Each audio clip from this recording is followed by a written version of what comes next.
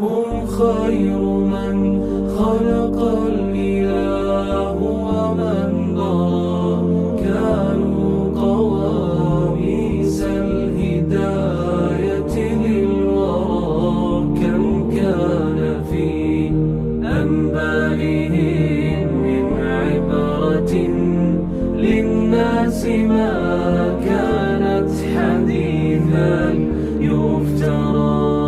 من أوصل كتب السماء إلى البشر، ما الشمس من نور النبوة، ما القمر. فقفوا على آثارهم وزنوا بها أعمالكم، واستلهموا منها العبر.